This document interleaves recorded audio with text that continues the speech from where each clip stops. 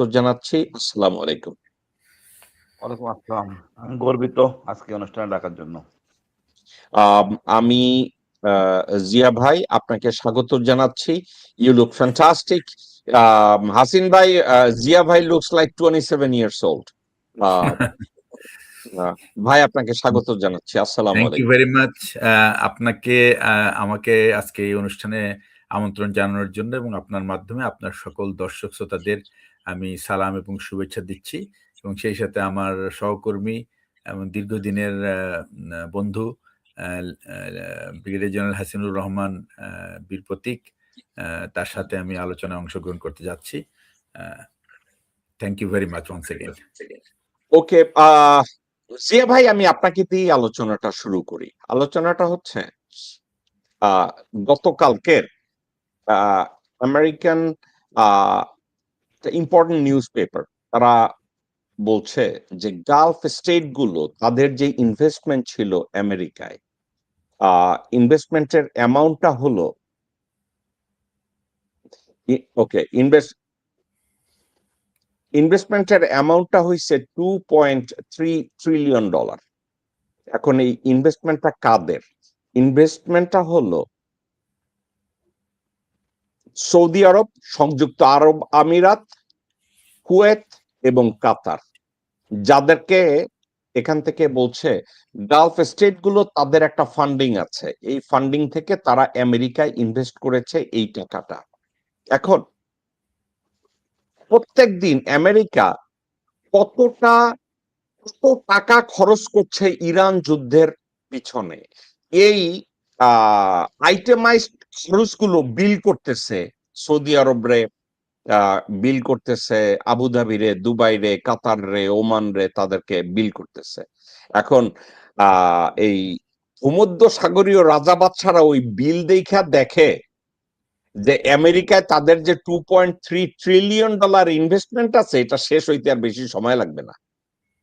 এখন তারা এই খরচটাকে কমানোর জন্য তারা আমেরিকান পররাষ্ট্র মন্ত্রণালয়, পেন্টাগন এবং ফেডারেল রিজার্ভ তাকে জানাইছে যে তোমাদের এখানে যে আমাদের $2.3 ট্রিলিয়ন ইনভেস্টমেন্ট আছে, আমরা এটা ব্যাক করায় নিয়ে আসবো। তো আমেরিকার থেকে অলরেডি বলা হয়েছে যে তোমরা ইনভেস্ট করছো, যে কোনো ইনভেস্টমেন্টে প্রফিট এন্ড লস আছে, এভাবে ইনভেস্ট উইথড্র করতে চাইলেই তো করা যায় না। তো এখন আমি কথাটা আনলাম এই জন্য, আমেরিকা বাস্তবতাটাকে ফেস করতে চায় যেই পর্যায়ে এসে দাঁড়াইছে যে গুছায়া গাছায়া তারা ইরান অ্যাটাক করছে, তার কি মনে হয় এটা তাদের গুছানো অ্যাটাকের কাছাকাছি, নাকি আপনারা মনে হয় একটা অবিবেচক সিদ্ধান্ত আমেরিকাকে একটা লুপহোলের মধ্যে নিয়ে ঢুকাইছে, যেখান থেকে বাইরেই আসা তাদের জন্য এখন সিরিয়াস কষ্টকর হবে বলে আপনি মনে করেন কি ব্রিগেডিয়ার জিয়া? হ্যাঁ, বিসমিল্লাহির রহমানির রহিম। এই কথাটা তো খুব পরিষ্কার যে এই এখন তো তাদেরকে এই এই এই ইনভেস্টমেন্ট ফেরত দেওয়ার প্রশ্নই আসে না। প্রথম কথা হলো যে আমেরিকা তো এই সমস্ত দেশ থেকে ইনভেস্টমেন্ট নেয় দুইটা কারণে। একটা হচ্ছে যে তাদের স্টক মার্কেটকে রিচ করা, আর ২ নম্বর হচ্ছে যে ইউনো এদেরকে বেঁধে রাখা আমেরিকার সাথে, যেন তারা কোনোভাবেই এদিক ওদিক না যেতে পারে। আর যদি কোনো সময় ভুল পদক্ষেপ নেয় অথবা তারা ভুল দিকে ঝুঁকে পড়ে, তাহলে যেন তারা সেটা কনফিসকেট করতে পারে। সুতরাং আপনি অ্যাকচুয়ালি সব দিক থেকেই তাদের কাছে ধরা। আচ্ছা, আর একটা জিনিস হলো আমেরিকা এতদিন ট্রাম্পের কথা বাদ দিয়ে রাখি, আমি আগের যে প্রেসিডেন্টরা ছিল তারা মোটামুটি একটু অ্যাসিওর করতো যে তাদের অ্যাসুরেন্সটা ছিল মোরলেস গ্যারান্টেড দ্যাট বিশেষ করে সৌদি আরব এবং এই সমস্ত গালফ কান্ট্রিজের যে বেসিক সিকিউরিটি রিকোয়ারমেন্ট আর কি, particularly to face Iranian threat, এটা তারা they use to keep their promise, বা তাদের প্রমিস রাখার চেষ্টা করেছে। কিন্তু তারা কখনো এই প্রমিসটা, it has never been tested in a crisis time. In the normal scenario, the security assurance is given and it is probably believed that it is available. But when there is a crisis, when America itself is in war and Israel is more important than the all other four countries. এটা যদি তারা ইতিপূর্বে বুঝে না থাকে, দেন এটাকে আমি simply বলবো আহম্মকি। এবং এই যে আহম্মকি, এই আহম্মকির খেসারত কিন্তু এখন তারা দিচ্ছে। আর একটা কথা সবসময় বলে যে ইনভেস্টমেন্টের ব্যাপারে, do not keep your all the eggs in one basket. এবং এই যে ডিফারেন্ট বাস্কেটে রাখার যে রিকোয়ারমেন্টটা আছে, সেটা আমার মনে হয় যে এই রাজা বাদশারা তারা এতটাই মানে মগ্ন ছিল তাদের লাইফ নিয়ে, তাদের এই মানে ল্যাভিশ লাইফ নিয়ে, যে তারা এই সমস্ত ব্যাপার চিন্তা ভাবনা করার মতো সময় তাদের ছিল না। এবং যেহেতু এই অর্থ তো অ্যাকচুয়ালি তাদের হার্ড আর্ন না, দিজ আর পাবলিক মানি, সুতরাং এটা গেলেই কি আর থাকলেই কি, it hardly matters to them, because Allah তাদেরকে অনেক সম্পদ দিয়েছে এবং এই সম্পদটা তারা ব্যবহার করছে যেভাবে, এটার তো মূল্য তাদেরকে কোনো না কোনো সময় দিতে হবে। আমার মনে হয় সেই সময়টা হাজির হয়ে গেছে এখন। This is the beginning of their realization. এখন এই রিয়েলাইজেশনের উপর ডিপেন্ড করে তারা ঠিক করবে যে আসলে তাদের ভবিষ্যৎ কর্মপন্থা কি হবে। এবং আমার আর একটা জিনিস হলো যে এখন কিন্তু দ্য কস্ট অফ ওয়ার, যেটা আমি গত 2 দিনের, যেটা আমি আপনার সাথে লাস্ট কথা হওয়ার পরে দেখলাম যে আমেরিকার cost every day now is close to $1 billion. এই $1 বিলিয়ন তারা how they are going to cope up with it, এটার জন্য কিন্তু তারা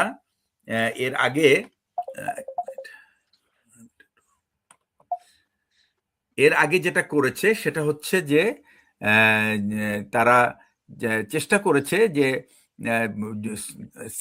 কংগ্রেসের কাছ থেকে এই ফান্ডটা নেওয়ার জন্য। কংগ্রেস এবং সিনেট দুই পক্ষই কিন্তু, বা দুইটা হাউসই কিন্তু ট্রাম্পের এই যে যুদ্ধের খরচ এটা দিতে তারা they were not ready, because দুইটা কারণ। একটা হচ্ছে যে before going into war they have not consulted, Trump has not taken a prior permission from Congress, authorization নেওয়া হয় নাই, এবং সিনেটকেও ইনফর্ম করে নাই। যদি করেও থাকে তাহলেও সিলেক্টিভ কিছু কংগ্রেসম্যান এবং সিনেটরদের সাথে সে ডিসকাস, লাইক লিন্ডসি গ্রাহাম, তারপরে যে সিনেট মেজরিটি লিডারের সাথে হয়তোবা ইনফর্মাল কথা বলে থাকতে পারে, but formally he has not taken the approval of Congress and Senate to go into war. সুতরাং এটার প্রাইস কিন্তু ট্রাম্পকে দিতে হবে। এবং সেটা কিন্তু প্রথম পরীক্ষায় কিন্তু দেখা গেছে যে গতকালকে সিনেটে যে ভোট হয়েছে, authorization of war permitting to president, এটা কিন্তু has been denied by senate.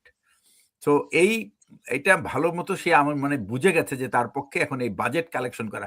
তারপরও আমেরিকার বোথ দ্য হাউস আর very much I mean defence ব্যাপারটা, বিশেষ করে মিলিটারির বাজেটটা তাদের কাছে খুবই নিয়ার অ্যান্ড ডিয়ার, এবং তারা এই মিলিটারি ফোর্সকে কখনো আনহ্যাপি করতে চায় না, because they serve the interest of the US government, এটার মধ্যে কোনো সন্দেহ নাই।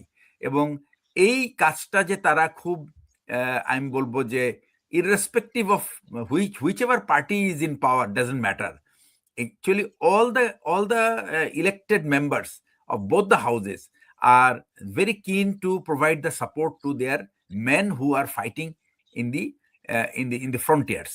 কিন্তু এই যুদ্ধটার ক্ষেত্রে তারা একটু অন্যরকম, এই জন্য যে বিকজ এই যুদ্ধটা it was not actually, it is an uncalled for war. এই যুদ্ধ তারা কোনোভাবেই মেনে নিতে পারছে না, এবং আমেরিকার মানুষ এটাকে মেনে নিতে পারছে না, বিকজ এই যুদ্ধে তাদের সাথে they were never threatened by Iran.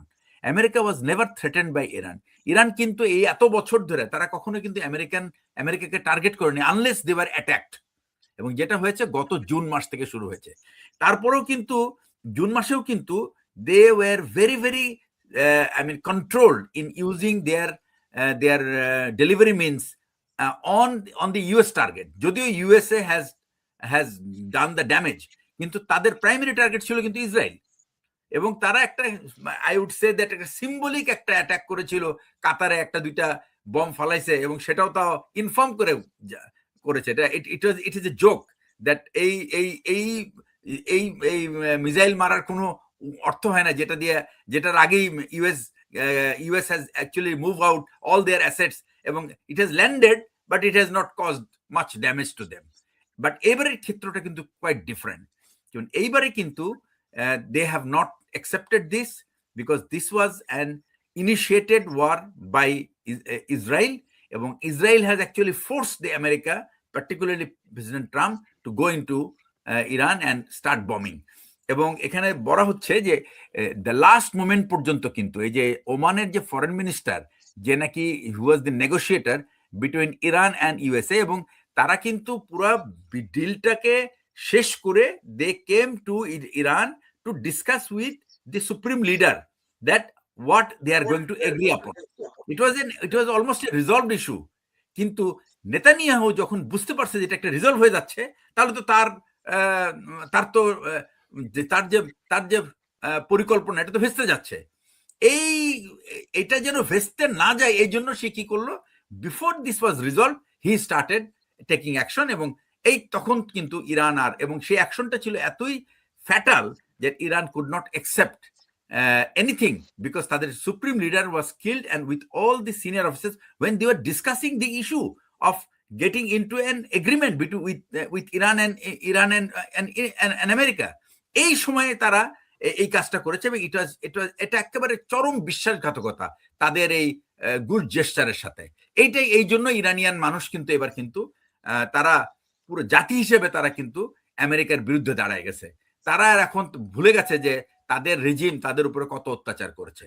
সুতরাং এই ব্যাপারটা পুরো জিনিসটাই কিন্তু আমি বলবো, যদি there is a বাবলিং আর কি, মানে এটা একটা বুদবুদ আছে যে এই আক্রমণের পিছনে সবচেয়ে বেশি ভূমিকা পালন করেছে এই সৌদি যুবরাজ এবং আপনার হচ্ছে যে নেতানিয়াহু, এবং এই জন্যই কিন্তু ইরান ইজ অ্যাবসলিউটলি। তারপরেও আমি বলবো যে তারা কিন্তু সৌদিকে কিন্তু আমি বলবো they have given them a pass, that they have not been very harsh to Saudis, because আমার মনে হয় যে তাদের কিছুটা সিম্প্যাথি আছে।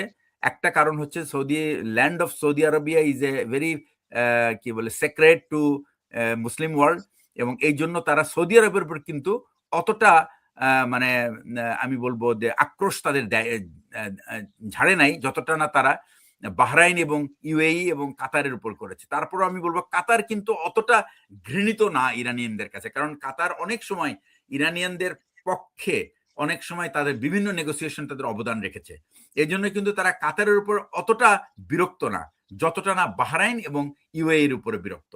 তো এই ব্যাপারগুলি বোঝার পরেও যদি গালফ স্টেটগুলি আগের থেকেই যদি তারা তাদের অবস্থান পরিবর্তন না করে থাকে, তাহলে কিন্তু এটার জন্য পেমেন্ট তাদের যে ক্ষতি সেটা তারা বহন করতে হবে। এবং আলটিমেটলি ওই চারটা দেশের, আপনি যে চারটা দেশের কথা বললেন, যে সৌদি আরবিয়া, কাতার, কুয়েত এবং কাতার না কুয়েত, ইউএই, সৌদি আরবিয়া এবং বাহরাইন, এদের যে ইনভলভমেন্ট এবং কাতারেরও কিছু ইনভেস্টমেন্ট আছে, এরা কিন্তু ক্ষতিগ্রস্ত হবে এই যুদ্ধের কারণে।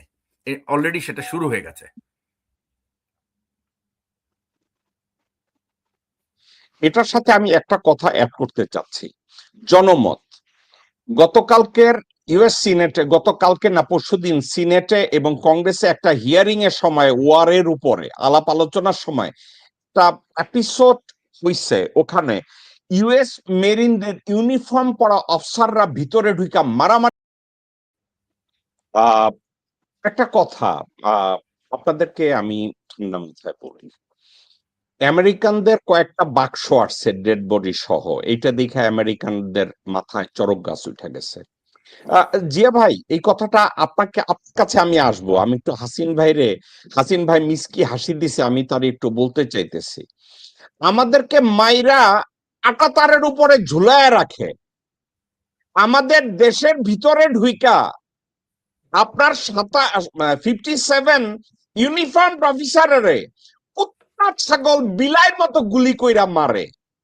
কিন্তু তারপরেও কি আপনাদের মধ্যে থেকে এই যে ইউএস মেরিন যে পুলিশের লগে ধস্তাধস্তি কইরা মারামারি কইরা যে চিল্লাচিল্লি কইরা দাঁড়ায়, আমাদের বাংলাদেশে কি এই ধরনের দাঁড়ানোর মতো অ্যাটমসফিয়ার কি 54 বছরে তৈরি হয় নাই হাসিন ভাই?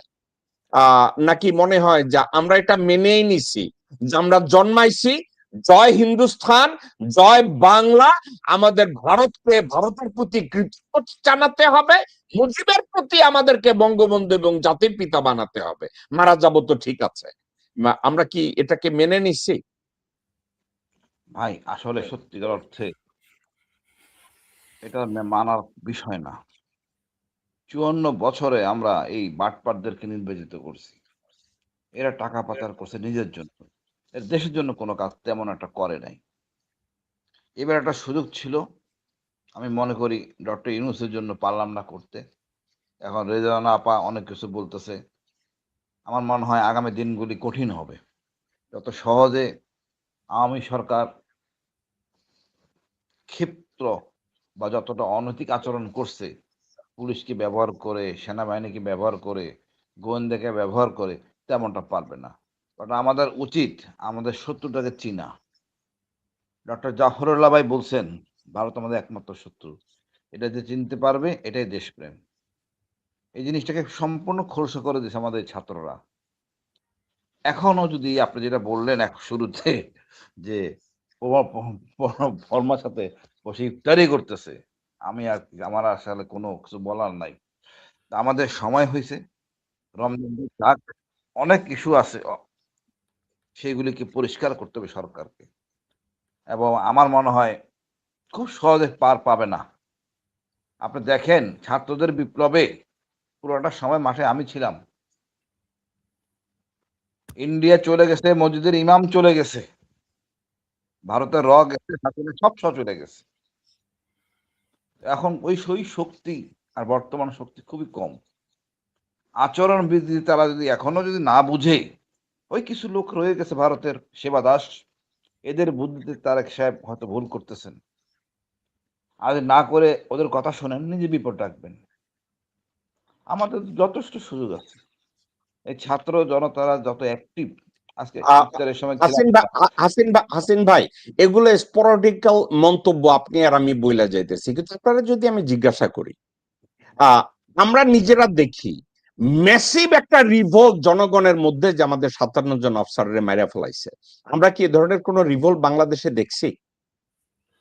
আমরা কি দেখছি? আমরা কি এইটা দেখছি?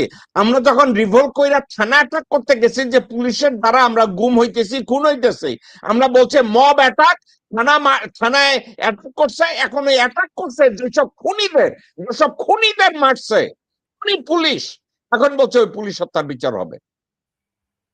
তো আপনি আর দাঁড়ানোর কথা। এবং আরেকটা কথা, আমি আপনার কথায় আমি একটু অবাক হইতেছি। আপনি বাংলাদেশে 2 পয়সার এক বেডিরে এখন যদি না পা, তাহলে কবে যে আপনি আবার বলবেন মহামান্য মহামায়া। আমি ওই বেডির কথাটা একটু শুনাই আপনার। ওকে, আমি একটা কথা বলি।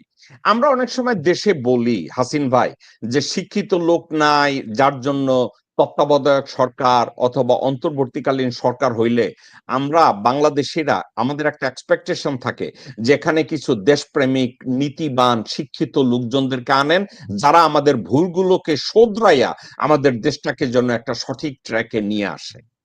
এখন আমরা ডক্টর মোহাম্মদ ইউনূসের সম্পর্কে অনেক সুপারিশ করছি, অনেক আন্দোলন করছি। ইউনূসের মতো একজন শিক্ষিত গ্রহণযোগ্য মানুষ যেন আমাদের সরকারটাকে চালায়। উনি আসছে, আসার পরে এই রিজওয়ানার মতো উচ্ছিষ্ট এক বেটিকে আইনা বসাইয়া বাংলাদেশের এতদিন সে যত কাজ কারবার করছে, লোকজন ভিডিও বানাইছে যে এই বেডি লন্ডনে কিসিং বুথ খুলছিল। কিসিং বুথ আপনি বুঝেন কিনা জানি না।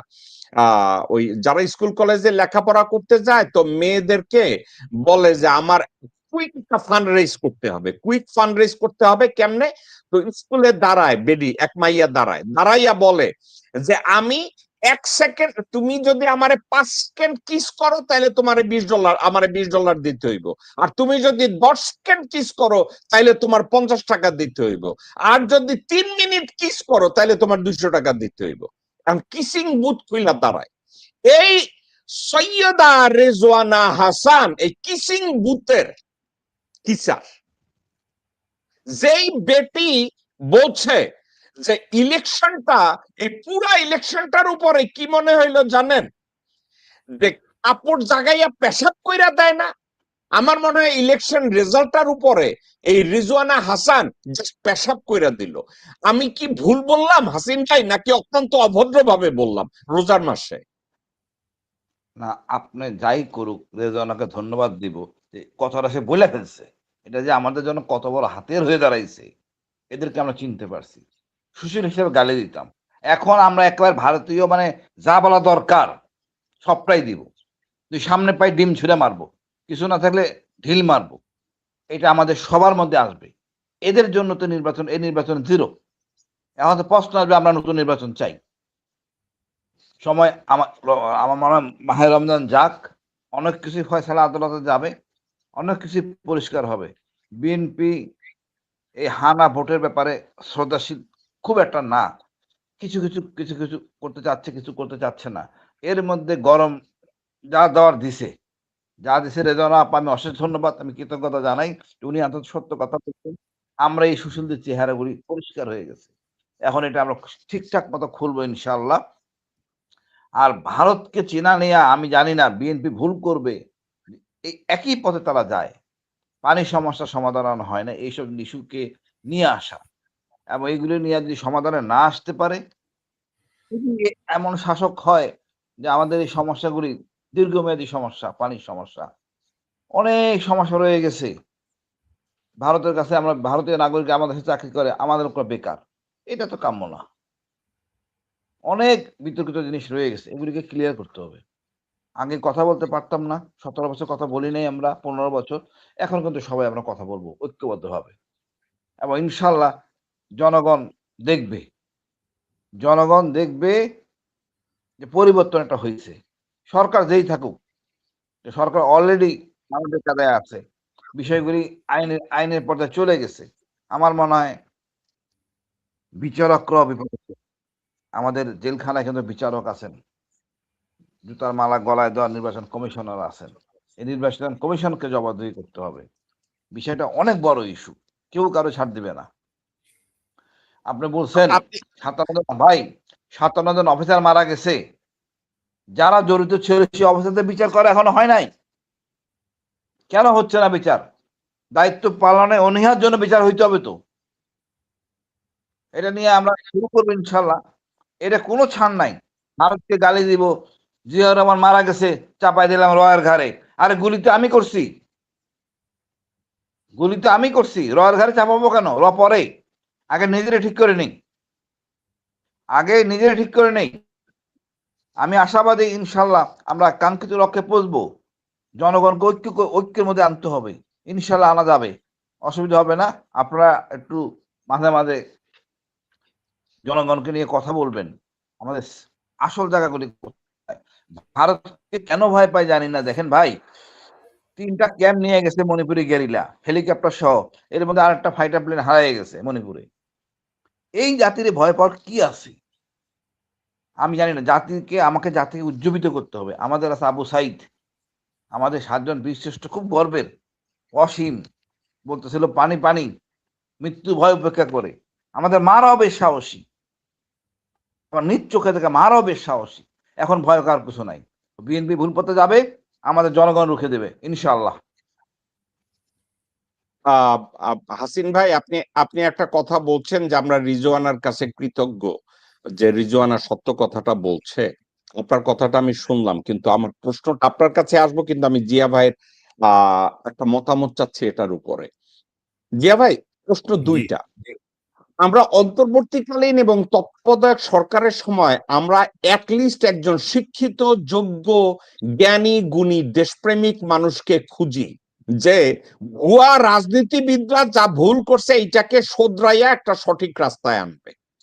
তাইলে আমরা এই অন্তর্বর্তীকালীন এবং তত্ত্বাবধায়ক সরকারের মধ্যে এক উৎকৃষ্টকে আনলাম, নিঃসন্দেহে লেখাপড়া করা। সে এসে এখন দেখা গেছে আমরা ভণ্ডামি জানি এবং ভণ্ডামির চরম পর্যন্ত পৌঁছতে পারি। তাহলে ভবিষ্যতে এই সুশীল, এই শিক্ষিত, এই সচেতন, অভিজ্ঞ এসবকে আর এনে বাংলাদেশে ইলেকশন করার বা তত্ত্বাবধায়ক সরকার গঠন করার, অন্তর্বর্তীকালীন গঠন করার মতো আর কেউ থাকলো? জিয়া ভাই?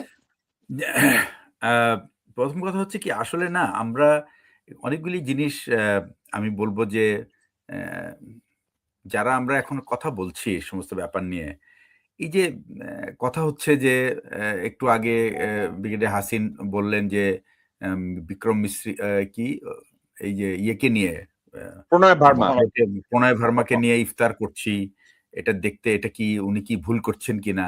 আসলে কিন্তু কেউ ভুল করছে না। এটা যদি কেউ বলে যে আমরা কিন্তু যদি ভাবি যে এনারা ভুল করছে, no, they are not doing mistake, they are doing it deliberately.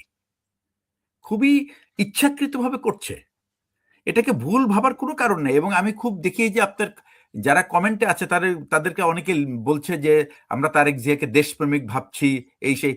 অসম্ভব ভাই। একটা দেশ নায়ক যদি দেশপ্রেমিক হয় এবং সে যদি জানে যে আমার আশেপাশে যারা আছে তারা আমাকে ভুল পথে পরিচালিত করছে, he should not take more than a minute to decide, just kick them out, just kick them out. ওনার যদি আত্ম উপলব্ধি থাকে যে এই দেশের মানুষ ভারতীয় আধিপত্যবাদ পছন্দ করে না, মাখামাখি পছন্দ করে না, অনৈতিক সুবিধা দেওয়া পছন্দ করে না, যেটুকু তার প্রাপ্য ততটুকুই তাকে দিতে হবে। আমি আপনার এই যে সাবজেক্ট দিকে আমি আজকে খেয়াল করলাম যে আমরা প্রতি বছরে ভারতের সাথে যে আমরা বাণিজ্য আমরা করি, যে আমরা ট্রেড করি, সেই ট্রেড ইমব্যালেন্স হলো অ্যাভারেজে $8 বিলিয়ন। প্রতি বছর আমরা $9 বিলিয়ন ভারত থেকে আনি আর আমরা রপ্তানি করি $1 বিলিয়ন। তাহলে এবং ভারত কিন্তু আমাদেরকে এই অভিনয়টা গত দীর্ঘ 10-15 বছর ধরে করে গেছে। তারা একটা বিরাট লিস্ট দিবে যে আমরা তোমাদের দেশ থেকে সব আমদানি করতে রাজি আছি, এবং এমন লিস্ট ধরায় দিবে সেই জিনিস আমি তৈরি করি না। আমি যে জিনিসটা তৈরি করি সেটা কিন্তু তার লিস্টে নাই। আমি যা রপ্তানি করতে পারবো সেটা কিন্তু তার লিস্টে নাই। আমি যা তৈরি করি না ওই লিস্টটা আমাকে ধরায় দেয়, তুমি পারলে এগুলি আমারে দাও, আমি কিনবো তোমার কাছ থেকে। এটা হলো এক ধরনের, দিস ইজ কল্ড এটাকে অমিশন বলা যায় না। মানে আমি বলবো যে একটা হলো ভুল করে করা, যেটা সেটার ইংরেজির ডেফিনেশন হলো সেটা হলো অমিশন, ভুলে হয়ে গেছে। আর একটা কমিশন মানে হলো আমি ইচ্ছাকৃতভাবে করছি। ভারত যে লিস্টটা আমাদেরকে দিয়েছে এটা ইচ্ছাকৃতভাবে দিয়েছে, কারণ তারা এই ব্যালেন্স অফ পেমেন্টটা কমাইতে চায় না। জিয়া ভাই, আমি ওখানে যাচ্ছি। আমি আপনাকে ওইখানে যাওয়ার আগে আপনাকে এই আপনি যাওয়ার আগে আমি দুইটা বিষয় আপনি এর আগে তুলেছিলেন, সেটা হলো ওই মেরিনের একটা আপনি ক্লিপ দেখিয়েছিলেন। ওই সময় কিন্তু আমার খুব চোখটা ভিজে গেছে। কারণ আমি কেন ভিজেছে, not because of the marine, because তার দেশপ্রেম দেখে। সে তার দেশপ্রেম দেখে, দেশপ্রেমের জন্য সে কি করছে, সে একটা ভেটারেন, কিন্তু সে কিন্তু একটা রিটায়ার্ড মেরিন। আমার আরেকটা কি বলে আপনার ইমোশনাল সাইড হলো, আমি 1 বছর মেরিনদের সাথে ট্রেনিং করেছি আমেরিকাতে, এবং আমি এদেরকে দেখেছি যে এদের কমিটমেন্টটা কেমন। আমেরিকার সোলজারদের commitment for the country is unquestionable. এই জন্যই কিন্তু আমেরিকার মানুষ, আমেরিকান রাজনীতিবিদরা এদেরকে এত সম্মান করে। কিন্তু আপনি যেটা বললেন যে আমাদের কিন্তু প্রতিবাদ জানানোর যে ভাষা, সেই ভাষা তো একটা আমরা কেড়েই নিয়েছি। আর যারা যারা আমি বলবো যে যারা ইমোশনাল এক্সপ্রেশন করে থাকে তাদেরকে হেভি পেনাল্টি ক্যারি করতে হয়।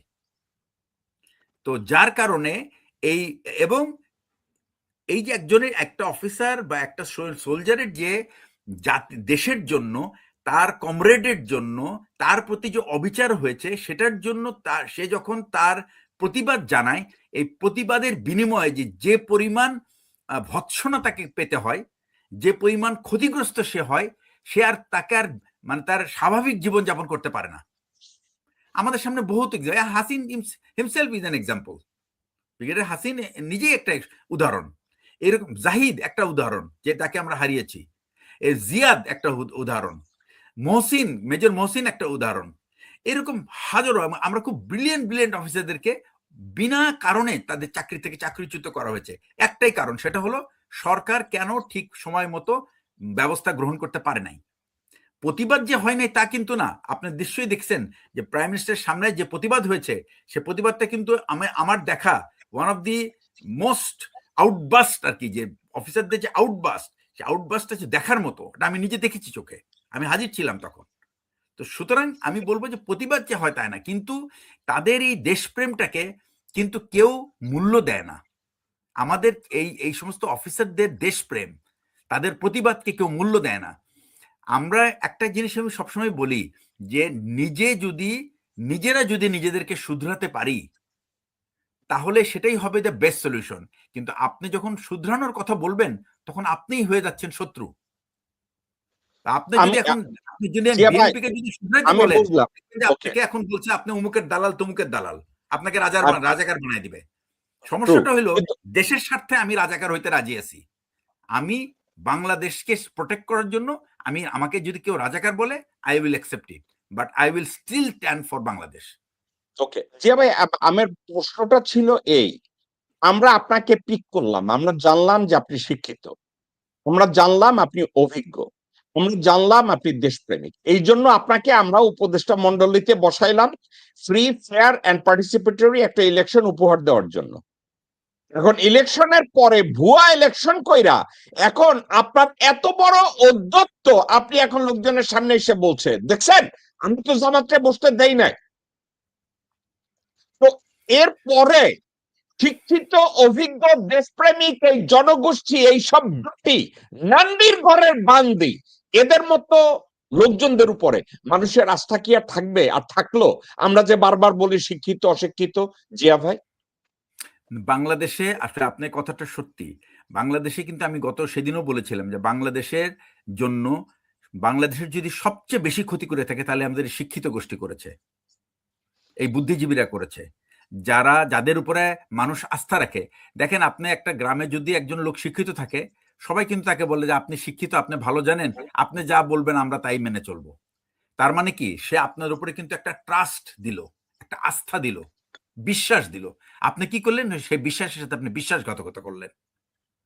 আপনি তো ভাই মানুষ না, আপনি তো অমানুষ। এই যে উপদেষ্টা পরিষদ, তারা তারা কখনো নিজেদের দিকে নিজেকে প্রশ্ন করে নাই যে আমাকে কেন এই দেশের মানুষ এই দায়িত্বটা দিল, আমি কি আমার দায়িত্বটা ঠিকমতো পালন করছি?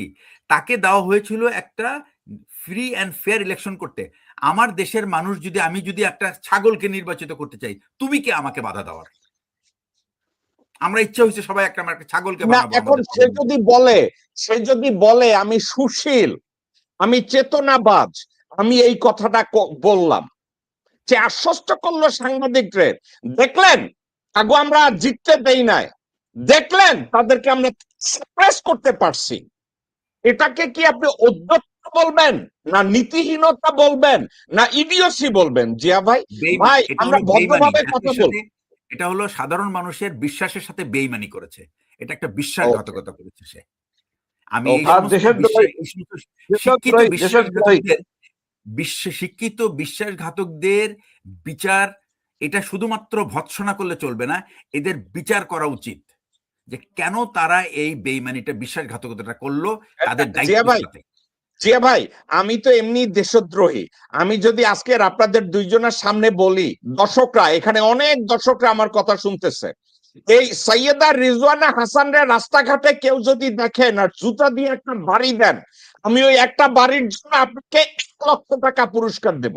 আমি যদি এই কথাটা বলি, এবং আমি মন থেকে কইতেছি, 1 লক্ষ না, যান আমি 2 লক্ষ দেব। এই রিজওয়ানার দেখলে যদি জুতা দিয়া বাড়ি দিয়ে দেয়, এটা যদি কেউ বাড়িটা দেয়, এটা কি অন্যায় হবে হাসিন ভাই? ভাই অন্যায় না, আমি সুযোগ পেলে আমি এটা ছেড়ে দিব। তার হাতে কথা আছে।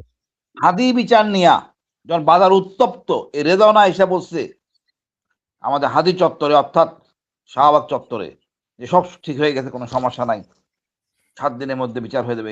আসলে এই ব্যক্তি, আমি মনে করি এখন এই মহিলা এই অপকর্মের সাথে জড়িত, হাদি হত্যার সাথে জড়িত, তাকে এই মামলাও অন্তর্ভুক্ত করতে হবে। আর এই আসলে মহিলা দেশদ্রোহী। অ্যাপয়েন্টেড ভাই। জিয়া ভাই এবং হাসিন ভাই, আপনাদেরকে একটা কথা মনে করাইয়া দেই। ভাই 1 সেকেন্ড, কোর্টের থেকে আমার একটা কল আসছে, আমাকে 1 সেকেন্ড সময় দিবেন।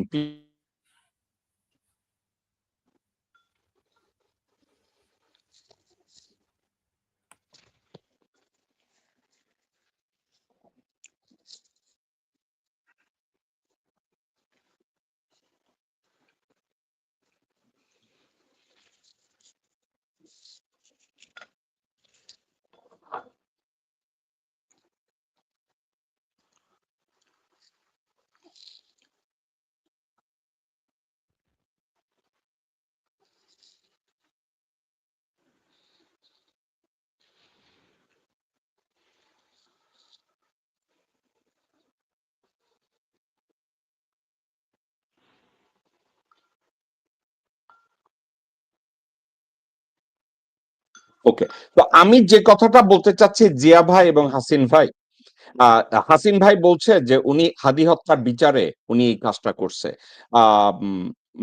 হাসিন ভাই, this individual was being picked up by Walker, she got blessed by Waker.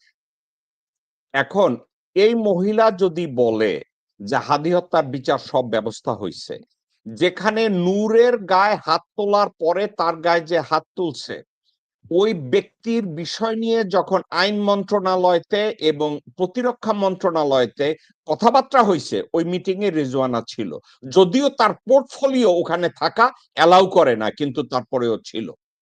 এক, দুই, জিয়া ভাই এবং হাসিন ভাই, আপনাদেরকে আমি বলি, আপনার মনে আছে ডোনাল্ড ট্রাম্প নির্বাচিত হওয়ার সাথে সাথে বলছিল আমেরিকা থেকে এত মিলিয়ন ডলার বাংলাদেশে গেছিল, 1 মিলিয়ন না 1.5 মিলিয়ন কত একটা টাকা গেছিল, কিন্তু টাকাটা নিছে এটা খুঁজা পায় না, টাকাটা নিছে কে এটা কিন্তু খুঁজা পায় না। জিয়া ভাই পাইছিল, আমি জানি কি জানেন আপনারা পাইছেন কিনা, এই সৈয়দা রিজওয়ানা হাসানের নট ফর প্রফিট অর্গানাইজেশন এই টাকাটা নিছিল বাংলাদেশে ভুয়া বানোয়াট কাজ করার জন্য, আমেরিকার কাছ থেকে ধান্দালি করে এই টাকাটা এই বেটি নিছে।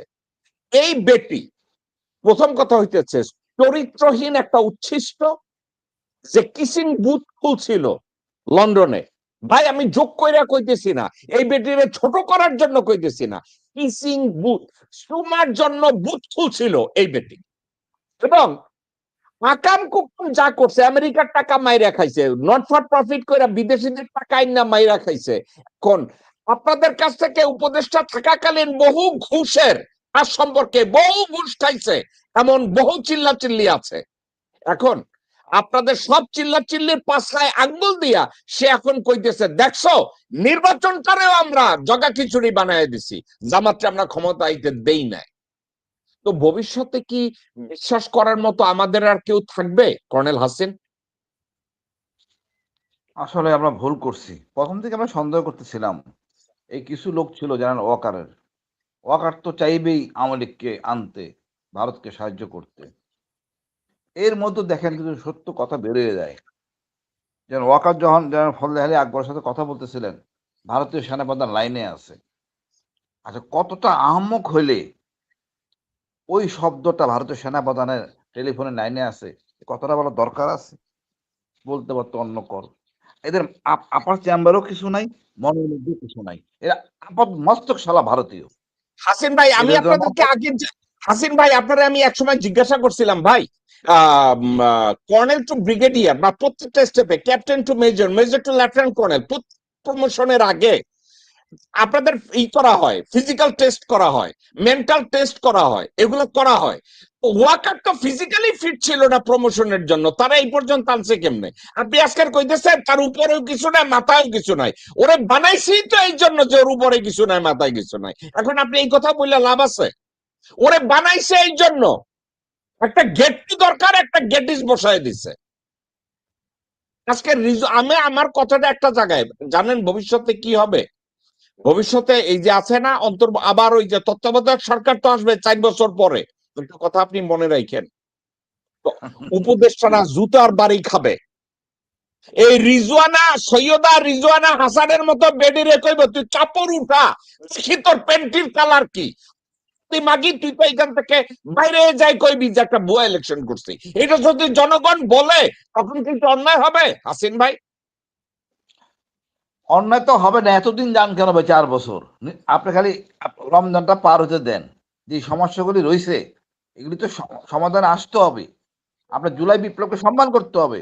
তারপরে রেজাউন অ্যাড্রেস, আমি জানি না কি হবে, কিভাবে সামাল দিবে এবং কি করণীয় উচিত। এরপর বিডিআর ইস্যুটা ওপেন আপ করতে হবে। এটা কিন্তু স্বাধীন কমিশনের রিপোর্ট, ওখানে পরিষ্কার বলা আছে কারা অপরাধী, এদেরকে আইনের আওতায় বিচার শুরু করতে হবে। তো অনেক ওকে, পেন্ডিং ইস্যু। ওকে, একটা কথা এবার অপ্রাসঙ্গিক না প্রাসঙ্গিক, জিয়া ভাই আপনাকে জিজ্ঞাসা করব, আপনি একটা রাডার দেখেন, আমেরিকান একটা রাডার কাতারে। সো এই কাতারে যে আমেরিকান রাডারটা বসাইছিল, এই রাডারটা বসাইয়া তারা পুরা গালফ স্টেটে মুসলমান দেশগুলো কোথায় কি করতেছে তাদেরকে দেখতো। ইরান কি করতেছে, ইরাক কি করতেছে, সবাইকে কি করতেছে। তো এখন ইরানি যোদ্ধারা তারা সিদ্ধান্ত নিছে রাডারটার উপরে পেশাব করে দিবে, তারা পেশাব করে দিচ্ছে, এটাও বাংলাদেশে। তো আমরা বাংলাদেশিরা লেফট রাইট করব, ইউনিফর্ম পরব, আমরা বলবো আমরা সশস্ত্র বাহিনী, আমরা মেজর জেনারেল, আমরা বাল জেনারেল, আমরা হেড জেনারেল, আমরা কোন বালের জেনারেল আর সশস্ত্র বাহিনী বলতেছি যে আমার দেশের সশস্ত্র বাহিনীর ওয়াটারের নুনু কতটুকু লম্বা আর কতটুকু ছোট এইটা মাপার জন্য রাডার বসায় গেছে। হাসিন ভাই, মানে ভাই, আল্লাহ অশেষ রহমত, এটা তো ভারতের অংশই করে নিত আর কয়দিন পরে। সংসদে বলতো এত বাজেট খরচ করার কি দরকার, আমরা দেশকে উন্নয়ন করি, সেনাবাহিনীর পিছনে এত খরচ করার দরকার নাই, আমরা কৃষিতে উন্নয়ন করি, জনগণের জন্য উন্নয়ন করি, আমরা আগে স্বয়ংসম্পূর্ণ হই, আপাতত আমরা ভারতের সাথে থাকি। সবাই বলতো এক বাক্যে হ্যাঁ, সঠিক সিদ্ধান্ত, আল্লাহ বাঁচাইছে। আমাদের যে সংসদ ভবন, হ্যাঁ বলেন পরে সবাই চিৎকার দিবে হ্যাঁ, এমন হয়ে যেত। কোথাকার মইনু আহমেদ বলে বসতো ভারতের সেনাবাহিনী আক্রমণ করবে, আরে আক্রমণ করতে চাইলে আক্রমণ করা সম্ভব, আর এটা বিশ্বাস করলো। আমি মনে করি এখন আমরা কথা বলতে পারতেছি ভাই, এটা বিশাল বিশাল একটা ব্যাপার। এই আবু সাইদের কাছে আমি সেলুট, কথা বলতে পারতেছি চিৎকার দিয়া, যে কোনো জায়গায়, এই মেট্রো স্টেশন বলেন, বাইরে বলেন, বলতে পারতেছি। এটা আমার সবাই, এটা আমি মনে করি সবাই এখন বলে কথা, নিঃসন্দেহে বলে, নির্ভয়ে বলে। এটা দিন দিন বাড়বে, ভেরি ডিফিকাল্ট হয়ে পড়বে। এই যে যা দেখালেন ছবি টবি, আমরা খোঁজ খবর নেই, ইনশাল্লাহ আমরা এগুলি সেলিব্রেট করবো ইনশাল্লাহ। ওকে জিয়া ভাই,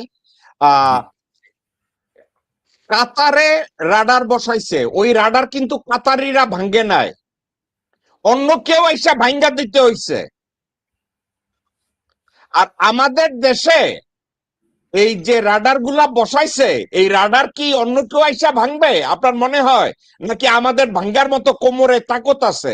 না অলরেডি ডায়াবেটিক্স দিয়ে আমাদের সশস্ত্র বাহিনীর ধ্বজভঙ্গ হইছে? কোনটা? না, ব্যাপারটা হলো কি যে এই রাডারটা কিন্তু ইন্ডিয়ান রাডার না। এটা যেটা করেছে যে যে রাডারটা কিন্তু আমাদের, কিন্তু ওরা এগ্রিমেন্ট করেছে যে they would like to get the data from this radar. আপনি ডেটাটা ডিসকানেক্ট করে দেন, ডেটাটা আপনি ডিনাই করেন, তাহলেই তো আমাদের কাজে, বিকজ রাডার তো আমাদের দরকার আছে, রাডার তো আমাদের পয়সায় লাগানো হয়েছে। জিয়া ভাই, একটা জিনিসের ইনফরমেশনটাই আমি চাচ্ছি আমি আর আপনি এক পেজে আসি। হায়দ্রাবাদ হাউসে যেই রাডারের চুক্তিটা হয়েছে, যেখানে ওয়াকার বসা ছিল, ইন্ডিয়ান ফাইন্যান্সে, ইন্ডিয়ান টেকনোলজিতে রাডার বসানো হবে এবং ওই রাডার গুলোই বসানো হয়েছে ভাই। আপনি যদি চান আমি আর্টিকেলটা পাঠিয়ে দেব। আমাদের রাডারের দরকার আছে। যখন এই প্রস্তাব আসছে তখন বাংলাদেশ থেকে বলা হয়েছে এই রাডার গুলোতে তো আমাদের সভরেন্টি নষ্ট হবে, আমাদের প্রাইভেসি নষ্ট হবে। আমাদেরকে বোঝানো হয়েছে যে আমরা যদি অন্য কোন শক্তির দ্বারা আক্রান্ত হই তাইলে আমাদেরও এই রাডারের দরকার আছে। এইটা নিয়ে দুইজনের ভাই, এইটা নিয়ে দুইজন অফিসার অবজেকশন দিছিল এবং দুইজন অফিসারের একজনকে মেরে ফেলা হয়েছে। আর একজন সচিব ছিল, প্রতিরক্ষা সচিব, হাসিনার পা চাটা, সেও গ্যাং করতেছিল, সিভিলিয়ান, তাকেও মাইরা ফেলাই নিয়ে হয়েছে। আপনি যেটা বলছেন আমাদেরও রাডার দরকার, আমাদের রাডার দরকার কিসের জন্য? ভারতকে ওয়াচ করার জন্য। আমাদের কি রাডার দরকার অন্য কেউ থাইল্যান্ড, সিঙ্গাপুর বা ব্যাংকক আর চায়না কোন জায়গায় কি করবে এটা দেখার জন্য, না ইন্ডিয়ারে ওয়াচ করার জন্য? না, রাডার তো অ্যাকচুয়ালি ব্যাপারটা হচ্ছে কি যে আপনার তাহলে আপনি দেখেন তাহলে সমস্যাটা কোথায়? সমস্যাটা ইজ নট উইথ সশস্ত্র বাহিনী, সমস্যাটা হচ্ছে উইথ দি গভর্নমেন্ট। গভর্নমেন্টের অ্যাটিটিউড। গভর্নমেন্ট যদি নিজেই সারেন্ডার করে তাহলে আপনি তো military can, what military can do? Military Zia ভাই বেয়াদবি নিয়েন না, ওইখানেই আপনি থামেন। না জিয়া স্যার, আমি আজকে আমি কইটি বলি, জিয়া স্যার আপনি তো জানেন বিডিআর কমিশন কি হয়েছে। এই যে অধ্যাপক শরীফ না থাকলে, পুলিশের আইজিপি আকবর না থাকলে, আরেকজন আছে, তিনজন না থাকলে এই কমিশনটা হইতো যেভাবে আমরা পাইছি। আমরা সমস্যা তো আমাদের অফিসাররা দিয়েছে। মানে সবকিছু বিক্রি করে দিচ্ছে ভারতের কাছে। হাসিন ভাই, ইনক্লুডিং ভাই, ইনক্লুডিং যারা ফজলে আকবর, সরি এলএম ফজলু, উনিও চান না এটা এমন কিছু হোক, বাধ্য হয়েছে করতে। এখন আমাদের ভূমিকা হবে সরকারকে বাধ্য করা এন্টি ইন্ডিয়ান হইতে। ওকে এটাই আমাদের কাজ, এই আমাদের মিশন। ওকে, হাসিন ভাই এবং জিয়া ভাই, আমি আপনাকে থামাইছি অন্য একটা কারণে। হাসিনা যখন হায়দ্রাবাদ হাউসে যাইতেছিল, তখন সেনাপ্রধান, প্রতিরক্ষা সচিব তারেক সিদ্দিকী এবং আরো 2জন জেনারেলকে সাথে নিয়ে গেছে, এবং যাওয়ার আগে গণভবনে তাদেরকে ব্রিফ করছে যে তোমরা বেশি তর্ক করতে যাবে না ওইখানে, তোমাদের যদি normal. Oh by the way, একজন এমপি ছিল, ওই এমপির নাম এই মুহূর্তে আমি বলবো না, লোকটার উঠে মেরে ফেলাইবো। এবং একটা কথা হাসিন ভাই এবং জিয়া ভাই, ওই মিটিংটায় যে এমপির কথা বলতেছি আপনি শুনলে কিন্তু অবাক হবেন, সে কিন্তু আওয়ামী লীগের এমপি। আওয়ামী লীগের এমপি হায়দ্রাবাদ হাউসে হাসিনার সামনে বসে বলছে না, এটা এই ধরনের এই চুক্তি আপনি এখানে করতে পারেন না আপা, এই ধরনের চুক্তি করলে আমাদের আর কিছু থাকে না আপা। আপনি কি জানেন ওই ব্যাটারে হাসিনা বগলে লয়ে লয়ে হাঁটতো। ওই মিটিং এর পরে ওই ব্যাটারে বগলে নেওয়া তো দূরে থাক, এসএসএফ আর আশেপাশে বলে দিছে ওর জন্য গণভবনের সাইড পাশে আর পাড়া দিতে না পারে।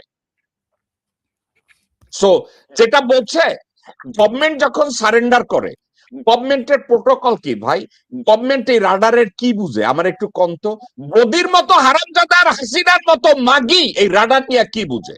যদি আপনি এফেক্টিভ একটা গভর্নমেন্টের কথা জিয়া ভাই বলেন, তাইলে ধরেন ফর এক্সাম্পল একজন তারেক রহমান আপনারে ডাকলো যে জেনারেল জিয়া, আমরা এখানে রাডারটা এখানে বসাবো, এটার উপরে আপনি আমাকে একটু ব্রিফ করেন, এটা দেশের জন্য অ্যাডভান্টেজ এবং ডিসঅ্যাডভান্টেজ কি। আপনি তাকে কাউন্সেলিং করবেন, আপনি বলবেন যে প্রাইম মিনিস্টার এখানে আনলে আমাদের রিস্ক এইটা, আমাদের অ্যাডভান্টেজ এইটা। সার্বিক অর্থে বিবেচনা করলে এই রাডার বসাইলে ইন্ডিয়া যদি ডাটা নেয় এখান থেকে, then we don't have any privacy, we are not going to have any security against India, we cannot take any measure against India because India will data before us, তারা এটার উপরে analysis করে আমাদের উপরে attack করবে। এই অ্যাডভাইসটা আপনি prime মিনিস্টারকে করবেন। এখন এই অ্যাডভাইসের বদলে আপনি পাশে বসে বসে যদি মোরগের রান চাবান আর কোন আমি তো এখন ব্রিগেডিয়ার, আমি একসময় আর্মি চিফ হব, এটা নিয়ে আমার প্রতিবাদের দরকার নাই, এবং পরবর্তী সময়ে ধ্বজভঙ্গ ওয়াকারের মতো এক হারামজাদার আইন না সেনাপ্রধান বানায় দেয়, যে দাদা ও হায়দ্রাবাদ হাউসে হাসিনার পাশে বসা ছিল। তো আচ্ছা, তাহলে আমি আপনাকে একটা কথা বলি এটা ব্যাপারে, এই এই এই এই সুযোগটা আমি নিতে চাই। সেটা হচ্ছে যে আপনার জানা আছে কিনা জানি না, আমি এটা 2-3 দিন আগে আমি মাইকেল হাডসন নামে একজন ইকোনমিস্ট, উনি হলেন University of Missouri at Kansas City. এই ভদ্রলোক ছিলেন চেজ ম্যানহাটন কোম্পানির, he was the specialist of balance of payment on oil industry. তার এবং এটা চাকরি করতেন উনি 1974 এবং তখনই এই ওয়াশিংটনে যে মিডল ইস্টের যে তেল উৎপাদনকারী দেশ, তারা তাদের এটা সেই তেল ক্ষেত্র সরকারি হোক আর বেসরকারি হোক বা কোনো প্রাইভেট কোম্পানির হোক, it doesn't matter to them. তাদের কন্ডিশন ছিল যে তুমি তেলের টাকা সব আমেরিকান ব্যাংকের মাধ্যমে রিসাইকেল করবা, অর্থাৎ তোমার তেলের থেকে যে টাকা পাবা সেটার ইনভেস্টমেন্ট হবে ইউএস ইকোনমিতে, ব্যাংকে হবে, শেয়ারে হবে, ট্রেজারি হবে, বন্ডে হবে, সব জায়গায়। এবং তুমি এটাই হলো কন্ডিশন ছিল, তুমি যার কাছে তেল বিক্রি করো না করো। তো এটা কিন্তু কন্টিনিউ করেছে টিল সে 2000 ট্রাম্প আসার আগে পর্যন্ত। তো রিসেন্টলি হলো কি, যে যখন ব্রিক তৈরি হলো, ব্রিক হওয়ার পরে একটা চারিদিকে কিন্তু একটা মানে তাদের ব্রিকের যে উদ্দেশ্য ছিল, তারা চাইছিল যে তারা আর ডলারের উপর ডিপেন্ড করতে চায় না, তারা তাদের নিজেদের কারেন্সিতে, তারা কোনো কমন কারেন্সিতে এখন যেতে চাচ্ছে না, কিন্তু নিজেদের কারেন্সিতে তারা ট্রেড করবে, যার ফলে ইউএস ব্যাংককে বাইপাস করে তারা এই কাজগুলি করবে। কিন্তু এটা করতে পারছিল না একটা কারণে, সেটা হলো সুইফটের কারণ। সুইফট ছাড়া তারা এখন ট্রানজেকশন করতে পারছিল না, যার জন্য কিন্তু এটা তারা করতে পারে না। এবার পরে কিন্তু তারা সুইফটের একটা অল্টারনেটিভ তারা ক্রিয়েট করেছে, এমন এখন কিন্তু ট্রেডিং গুলি করছে তারাই। তো এইটার পরে 2025 সালের ডিসেম্বরে National Security Council advised the president that আমরা এতদিন আমেরিকা এতদিন বলে এসেছে যে প্রত্যেকটা দেশ সার্বভৌম হওয়া উচিত এবং সেখানে একটা গণতান্ত্রিক পরিবেশ বিরাজ করা উচিত। তাতে হবে কি, সেই দেশটা তার নিজের ভাগ্য তারা নিজেরাই ঠিক করতে পারবে। কিন্তু এইবারের ব্রিফিং এ তারা বলেছে যে আমরা যে কথাটা এতদিন বলে এসেছি এটা আমাদের জন্য একটা বিরাট বিপদের ক্ষেত্র তৈরি করেছে। এই দেশগুলি যদি সার্বভৌম হয় তাহলে তারা তাদের সিদ্ধান্ত নিজেরা নিতে পারবে এবং বেশিরভাগ ক্ষেত্রেই এই সিদ্ধান্তগুলি চলে যাচ্ছে আমেরিকার ইন্টারেস্টের বাইরে, অথবা আমেরিকার ইন্টারেস্টকে হার্ট করছে। তো তার এক্সাম্পল কি? এক্সাম্পল হলো যে ভেনেজুয়েলা যখন বলল যে তার তেল বিক্রি করবে এবং তারা ডলারের তেলটা বিক্রি করবে না, তারা বিক্রি করবে হচ্ছে যে চাইনিজ কারেন্সিতে অর্থাৎ র্যান্ডে বিক্রি করবে। ইরান তেল বিক্রি করা শুরু করলো রেসপেক্টিভ কান্ট্রিকে তাদের নিজস্ব কারেন্সিতে। এইটা যখন হলো তখন হলো কি যে তখন ইউএস গভর্নমেন্ট এই সিকিউরিটি কাউন্সিল বলল যে we can't let it continue in this manner. এটা যদি হয় তাহলে কিন্তু আমেরিকা উইল বি কর্নার্ড এবং আইসোলেট হয়ে যাবে। তো এখন কি করতে হবে? এখন আমাদের এই দেশগুলি যারা নাকি ইন্ডিপেন্ডেন্ট সিদ্ধান্ত নিতে চাচ্ছে, যারা সোভারেন ডিক্লেয়ার করছে, এই sovereignty is a secure threat to our security, threat to the security of our interest.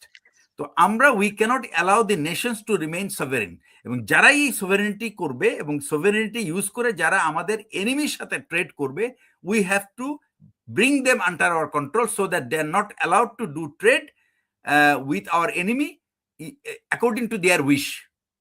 এবং সেটারই কিন্তু প্রথম অ্যাটেম্পটা ছিল ভেনেজুয়েলাকে তার প্রেসিডেন্টকে উঠায় নিয়ে চলে গিয়ে তারপরে তারা কি করলো, তারা তাদের ট্রেডটা অয়েল ট্রেডটা তাদের নিজেদের কন্ট্রোলে নিল এবং একইভাবে তারা এইটাই ইমপ্লিমেন্ট করছে তারা ইরানে। এখানে ইরানে ইমপ্লিমেন্ট করার দুইটা কারণ, একটা হচ্ছে মানে এই ওয়ারের মাধ্যমে দুইটা জিনিস তারা অর্জন করছে। একটা হচ্ছে তারা তাদের ইরানের সোভারেনিটিকে নিজের হাতে নিয়ে নিচ্ছে, আর দুই নম্বর হচ্ছে they are controlling the oil production of oil and the trade of oil. তো উনি এই যে মাইকেল হাডসন যে ইকোনমিস্ট, তিনি বলছেন যে এই যুদ্ধটা, এই যে ইরানের এবারের যুদ্ধটা, এটা কিন্তু is not the war for any security threat, it is the threat to the US interest. এবং এই this war he is calling it to be a war for oil. এবং উনি বলছেন যে third world war already has started. How? He has explain how. দেখো যে এই যুদ্ধটা military conflict is between Israel and Iran, America and Iran, whereas middle ইস্টের আরো ৬-৭টা দেশ অটোমেটিক্যালি ইনভলভ হয়ে গেছে। সৌদি আরব ইনভলভ হয়েছে, কাতার ইনভলভ হয়েছে, যদিও তারা রিয়াক্ট করছে না, but they are already been affected. Second হচ্ছে হরমুজ যদি ক্লোজ করা হয়, the rest of the world will be affected. তখন কিন্তু everybody will get involved into this war. That's how he is calling that this third world war has already started. এবং with this war it has already started. এখন আমি আপনাকে বলি যে এখন আমি আমার পয়েন্টটা আনতেছি। সো ইন্ডিয়া চায় না যে বাংলাদেশ একটা সোভারেন স্টেট হিসেবে থাকুক এবং যে স্টেট তার নিজের সিদ্ধান্ত নিজে নিতে পারে, এবং that is the whole point. That's the whole point, because India doesn't want us to be free from their jackal. এটাই হলো রিজন, ঠিক আছে? এই জন্যই তারা স্টেট পাওয়ারকে, এবং এই জন্য তারা মেনে নিতে পারছিল না যে হাসিনার কাছ থেকে হাসিনাকে যখন মানে তাড়িয়ে দেওয়া হলো, ইউনুসকে তারা বাগে আনতে পারছিল না, এবং তারা মনে করে Yunus was the biggest threat for their interest, এবং তারা ইউনুসের পরিবর্তে they have brought Tarique Rahman who will serve their interest. এবং ইউ ক্যান সি যে 12ই ফেব্রুয়ারির পর থেকে যতগুলি অ্যাকশন হয়েছে, it is all indicating that he is going to serve the interest of India. Zia ভাই এবং হাসিন ভাই, আপনাদেরকে আমি একটা আর্টিকেল, আমি ইংরেজিতে পড়তেছি না, আমি এটাকে ট্রান্সলেট করছি, ট্রান্সলেশনটা আমি পড়তেছি। ওয়াল স্ট্রিট জার্নালের একটা আর্টিকেলে বলা হয়েছে ভারত থেকে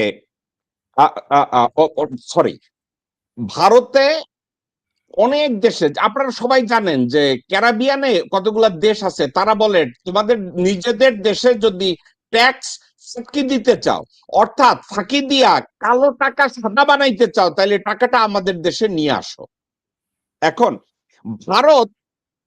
ভারত থেকে কর স্বর্গে বিপুল পরিমাণ মূলধনের স্থানান্তরের কথা বলা হয়েছে। বাংলাদেশের দুর্নীতি সম্পর্কিত প্রতিবেদনগুলো ইঙ্গিত দেয় যে 2009 থেকে 2023 সময়কালে বার্ষিক $17 বিলিয়ন পর্যন্ত অবৈধভাবে স্থানান্তরিত হয়েছে এবং ব্যাংকিং ও ব্যবসায়ী খাতে দুর্নীতির কারণে মোট $234 বিলিয়ন ক্ষতি হয়েছে। আধিপত্যবাদী শক্তি ভারত বাংলাদেশের আভ্যন্তরীণ দুর্নীতিকে চাঙ্গা রেখে অর্থনৈতিকভাবে লাভবান হয়। এখন ভারত চায় না আমাদের সভারেন স্টেট থাকুক, কিন্তু আমাদের গোরখোদক আব্বাস,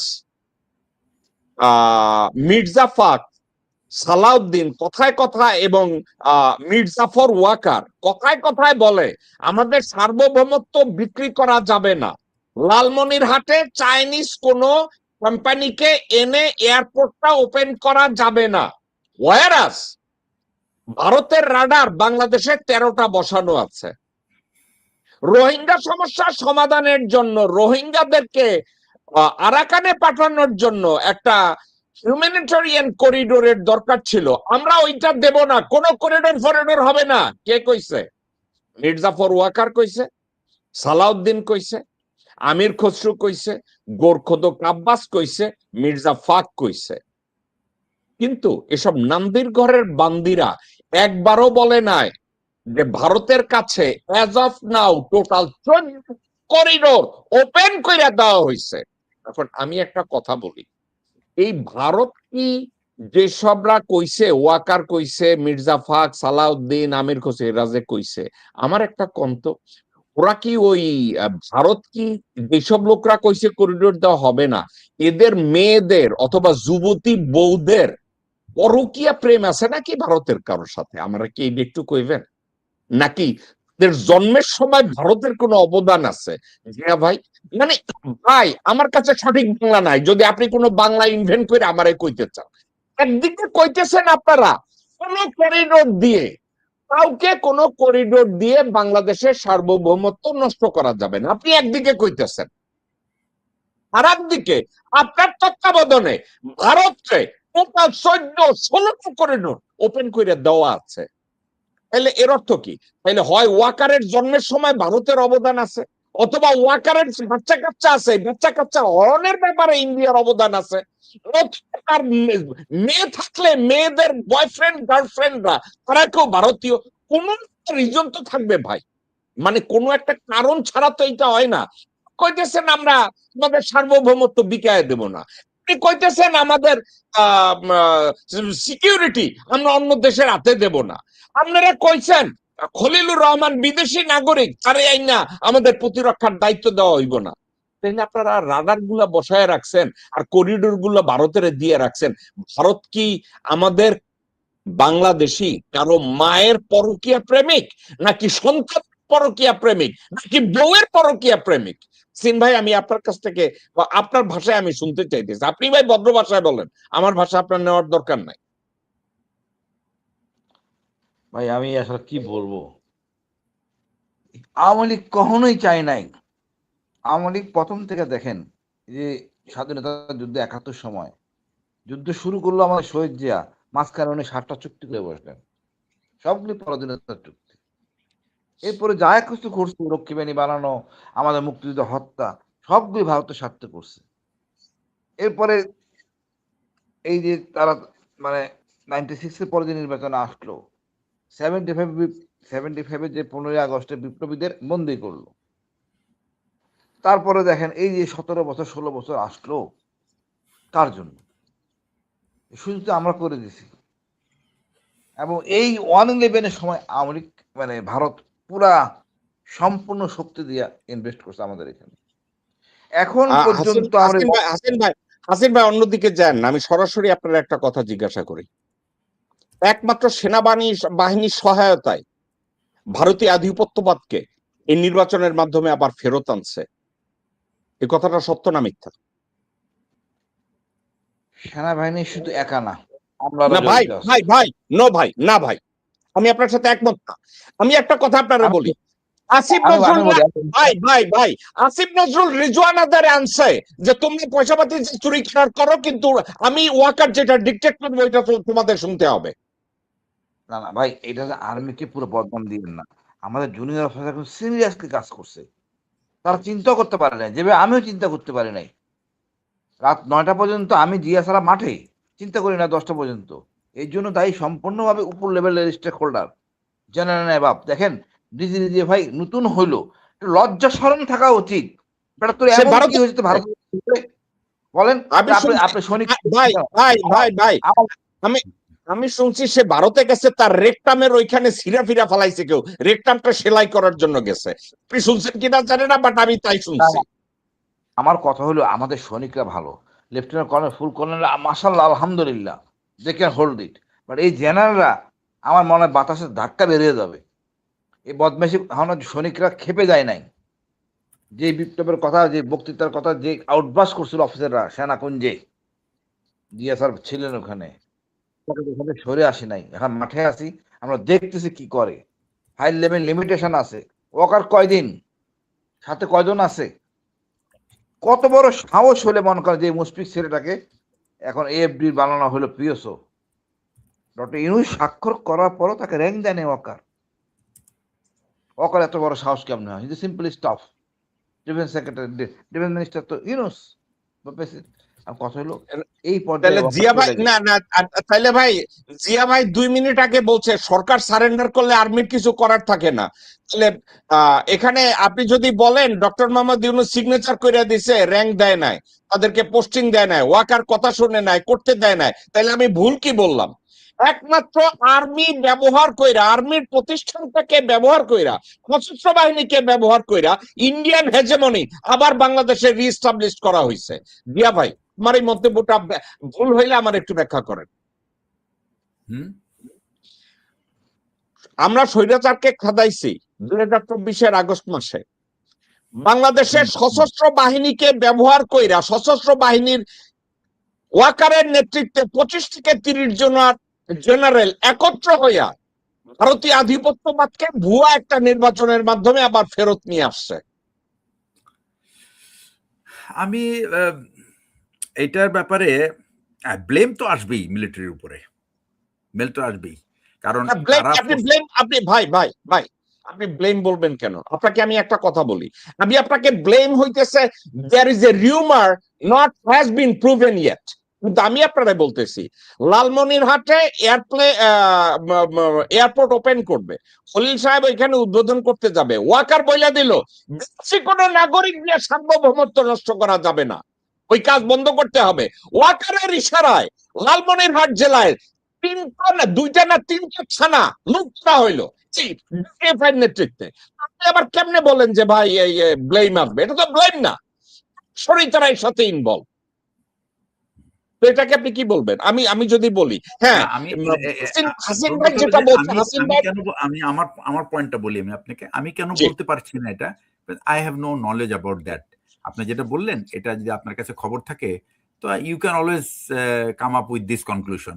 বাট আমার কনক্লুশনটা হলো যে আমরা এক্সপেক্ট করেছিলাম যে মিলিটারিটা তারা ফ্রি অ্যান্ড ফেয়ার ইলেকশন বলতে কিন্তু শুধুমাত্র ওই ভোট রিগিং হবে না, এটার বাইরেও কিন্তু আরো অনেক কাজ আছে।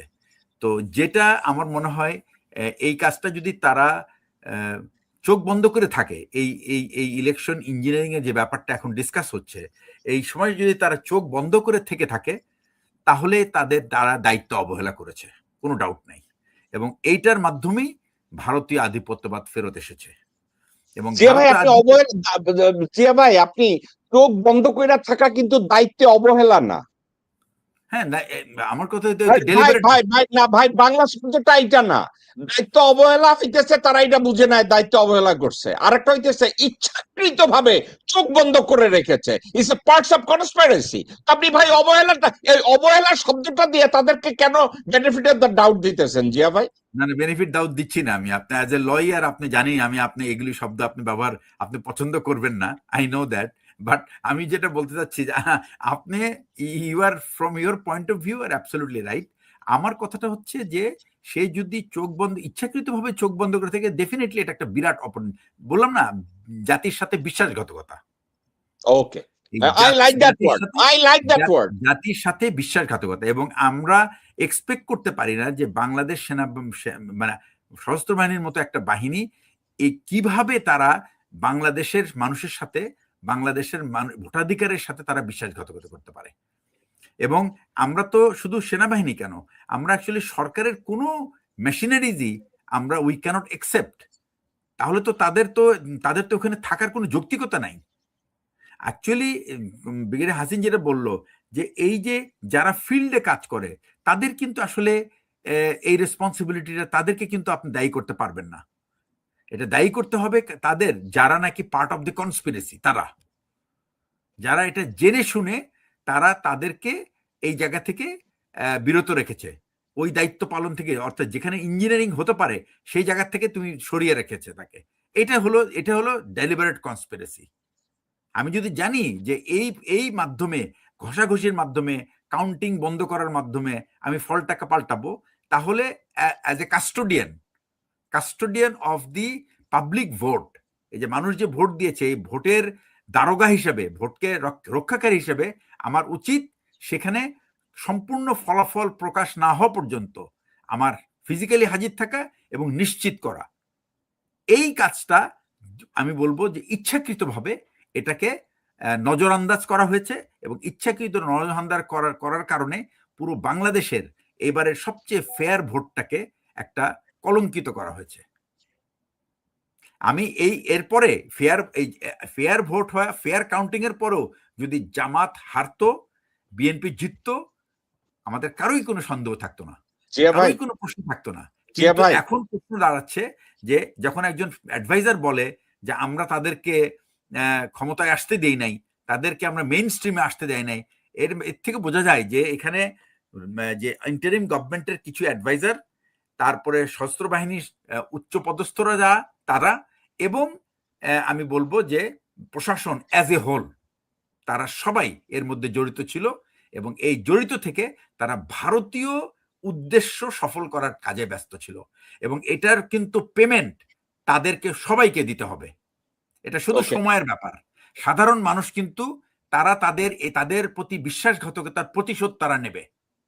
ওকে, জিয়া ভাই এবং হাসিন ভাই, আপনাদেরকে আমি যে একটা কথা বলি নাই, কথাটাকে আমি বলতে চাই না, আমি আপনাদের সামনে ভিডিও অডিও শেয়ার করে আমি আপনাদেরকে দেখাবো। জিয়া ভাই এবং হাসিন ভাই একটু মনোযোগ দিয়ে আমার কথাটা শুনবেন। 4 জন ডিসির সাথে আমার কথা হয়েছে, 4 জন ডিসি, এবং 4 জন ডিসি আমাকে বলছে যে তারা ভোট গণনা নিয়ে, কনফিউশন নিয়ে, মারামারি নিয়ে যখন চিফ ইলেকশন কমিশনারকে বলছে যে আমরা এই ভোটের রেজাল্ট এই মুহূর্তে এই সেন্টারে এইভাবে সার্টিফাই করতে পারি না, we need more time to evaluate and reinvestigate this matter. এখন উনি এই কথাটা নির্বাচন কমিশনকে বলছে। নির্বাচন কমিশনকে যখন এই কথাটা বলছে জিয়া ভাই, হাসিন ভাই, ওই ডিসি সাহেবরা আমাকে বলছে যে এরপরে ডিজিএফআই থেকে তাদের ওখানে ফোন গেছে। আমি তাদেরকে স্পেসিফিক জিজ্ঞাসা করছি ডিজিএফআই কে, বলছে মহাপরিচালকের নাম বলছে, আরো 2 জন ব্রিগেডিয়ার সাহেবের নাম বলছে, এবং আর এক ভদ্রলোক আছে, উনি ডিজিএফআই না, উনি বোধহয় জেনারেল শামস, এবং ওয়াকারের অফিস থেকে সরাসরি ডিসিদেরকে বলা হয়েছে আপনাদের এই রেজাল্ট আপনারা কি দিবেন তাতে কিছু আসে যায় না, আমাদের এখানে অলরেডি তালি ফাইনাল হয়ে গেছে, জাস্ট আনুষ্ঠানিকতার জন্য এই মুহূর্তে যা আছে এটারে সাইন করে পাঠাইয়া দেন। আপনি কি জানেন শুধু একজন ডিসি সাহস কইরা বলছে যে আমাদের কি এখানে ফেয়ার থাকার কোনো অপশন আছে? এবার আপনাকে বলি, তাকে বলছে আপনি বান্দরবনে গিয়া ফেয়ার থাকেন, আপনারা ওখানে পাঠানো হবে। এখন তাইলে একটা কথা বলি, আপনারা মারিও পুজোর গডফাদার পড়ছেন, জিয়া ভাই এবং হাসিন ভাই এবং আমিও কখনো কখনো আর্মিরে ফেভার করতে চাই, কয় আমার সুবেদার মেজর ভালো, কয় আমার মেজরও ভালো, কয় আমার লেফটেন্যান্ট কর্নেলও ভালো, কিন্তু আপনাদের দুইজনের কাছে আমি জিজ্ঞাসা করি, জেনারেল অফিসার কমান্ডিং যখন একটা সিদ্ধান্ত নেয়, অর্থাৎ জিওসি যখন একটা সিদ্ধান্ত নেয়, তখন ওই ব্রিগেড কমান্ডার আর ইউনিটের সিও তারা কার বাল ফেলবে? তারা কি তাদের সিদ্ধান্তই কথা জানাবে, নাকি ওই জেনারেল অফিসার কমান্ডিং যেভাবে ইনস্ট্রাকশন দিছে ওইটা ফলো করবে? আমি কথাটাকে এই জন্য টানলাম, যেখানে ওয়াকার বৈশা আছে 25-30 জন জেনারেল নিয়ে, কতগুলো ভারতীয় তল্পি বাহকদের নিয়ে, তারা যদি ডিসিরে বলে যে তুমি ফেয়ার থাকবা, তোমার বান্দরবান আর খাগড়াছড়ি নিয়া উলঙ্গ কইরা পিটাইয়া তারপরে ফেয়ার তাকামো। এখন আপনারা কইবেন ভাই এর মধ্যে সিভিলিয়ানরা দায়ী, এর মধ্যে সৈয়দা রেজওয়ানা দায়ী, এর মধ্যে আসিফ নজরুল দায়ী। দায়ী সবাই। এই জন্য দায়ী কারণ আসিফ নজরুল, সৈয়দা রেজওয়ানা এবং আমার স্যার ডক্টর মোহাম্মদ ইউনূসের উচিত ছিল ডে 2 আর 3 রিজাইন কইরা বাইরে যাওয়া, যে আমাদেরকে ওপেনলি ফেয়ারলি কাজ করতে দেয়া হচ্ছে না। তারা রিজাইনটা করে নাই, এটা তাদের ব্যর্থতা। ওকে, আমাদের আলোচনা আজকে শেষ। আমি কর্নেল হাসিন আপনার কাছে কনক্লুশন শুনবো, তারপরে জিয়া ভাই কনক্লুড করবে, এরপরে আমরা শো শেষ করব। আমার আসলে কি কনক্লুড করে মাথা আমার গরম হয়ে গেছে ভাই। এখন আমি যে সন্দেহ করতেছিলাম, দিয়া স্যারও জানে ডিজিএফআইয়ের গোয়েন্দারা জড়িত, নামও আমরা বলছি আগে। এখন দেখেন ওই ডিজিএফআইকে সরাই দেওয়া হয়েছে, এফডি যে কামরুল তাকেও সরাই দেওয়া হয়েছে minister of defence, minister of foreign অ্যাফেয়ার্সে। মানে তাদেরকে এমবেসি ঢাকার বাংলাদেশের বাইরে পাঠিয়ে দিবে, যাতে কোনো আলামত না থাকে। আমি যেটা বুঝতেছি, আমার বিশ্বাস আমরা জনগণ যেহেতু বিষয়টা আইসেই গেছে, সেজন্য আপাতত যত খারাপই হোক সত্য কথা বলে ফেলছে, এটা আমাদের অনেক কাজে লাগবে। আমি আশাবাদী এদের বিচার হবে প্রকাশ্যে এবং অতি দ্রুত, ইনশাআল্লাহ। ওকে, ধন্যবাদ ভাই। জিয়া ভাই আপনার কাছ থেকে কনক্লুড শুনবো। আমি তো সাবজেক্ট ম্যাটার যেটা ছিল সেটার থেকে তো আমরা, আমার মনে হয় খুব একটা ওটাতে অ্যাড্রেস করতে পারি নাই। ফাইনালি যেখানে আমরা এসে দাঁড়ালাম সেটাতে হচ্ছে যে ভারতীয় আধিপত্য বাদের কারণে আমরা কিন্তু আমাদের প্রত্যেকটা প্রতিষ্ঠান নষ্ট হয়ে গেছিল, এবং যার কারণে গত 15টা বছর আমরা একটা রীতিমতো পুরো দেশটা একটা আমি বলবো কাঠগড়ার ভেতরে ছিল, বা একটা জেলখানার মধ্যে বন্দী ছিল। এই 5ই আগস্ট 2024 সেই জেলখানা থেকে দেশ মুক্ত হয়। মুক্ত হওয়ার পরে আমাদের আশা ছিল যে আমরা যেন আবার জেলখানায় বন্দী না হই। কিন্তু দুঃখজনক হলেও সত্য যে আমাদের এখন যে নতুন সরকার এসেছে তাদের কর্মকাণ্ড দেখে আমাদের কাছে খুব সন্দিহান মনে হচ্ছে যে আমরা হয়তোবা আবারও সেই জেলখানায় বন্দী হতে যাচ্ছি। এবং এই বন্দী হওয়ার জন্য যারা এই পুরো ব্যবস্থাপনাটা করেছে, একটা মানে হাস্যকর নির্বাচনের মাধ্যমে, অথবা আপাত দৃষ্টিতে একটা সুষ্ঠু নির্বাচন, কিন্তু এটার ভেতরের সবকিছু কলকাঠি নাড়িয়ে মানুষের মতামতটাকে পরিবর্তন করে করা হয়েছে, এটার খেসারত এই ভদ্রলোকদের দিতেই হবে।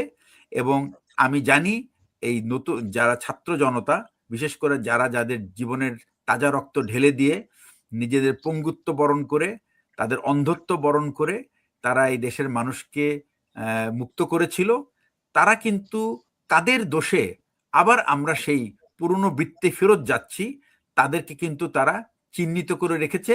এবং আগামীতে যদি কোনো আবার এই দেশে যদি আবার কোনো একটা আন্দোলন শুরু হয় এবং এই সমস্ত তাদের এই বর্তমান সরকারের যদি কোনো ভুল ভ্রান্তি বা এমন কোনো কর্মকাণ্ডের কারণে যদি মানুষ ক্ষুব্ধ হয়ে ওঠে, তাহলে কিন্তু এই দলের কেউ আর ছাড়া পাবে না, এটা আমি একেবারে নিশ্চিত।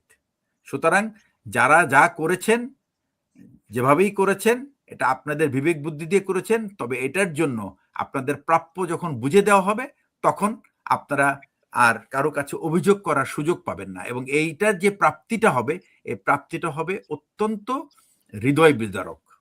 শুধু আমি এইটুকু বলতে পারি, সাধারণ মানুষের মনে যে ক্ষোভ জমা হচ্ছে, সেই ক্ষোভ থেকে আমি বলবো যে এর পরের প্রাপ্তিটা হবে অত্যন্ত হৃদয় বিদারক। এবং তখন এই দেশের অবস্থা কি হবে এটা আমার ধারণার মধ্যে নাই, এটা আমি আসলে কল্পনা করতেও চাই না। এই বলে আমি আমার বক্তব্য শেষ করছি। ব্রিগেডিয়ার জেনারেল জিয়াউল হাসান এবং ব্রিগেডিয়ার জেনারেল হাসিন, আপনাদের দুজনের প্রতি আমি কৃতজ্ঞ। আমি এরপরে তাদেরকে নিয়ে আবার আগামী শুক্রবারে আমি স্কেজুল করে রাখলাম। আগামী শুক্রবারে আমরা সেম সাবজেক্টটা পিক করব।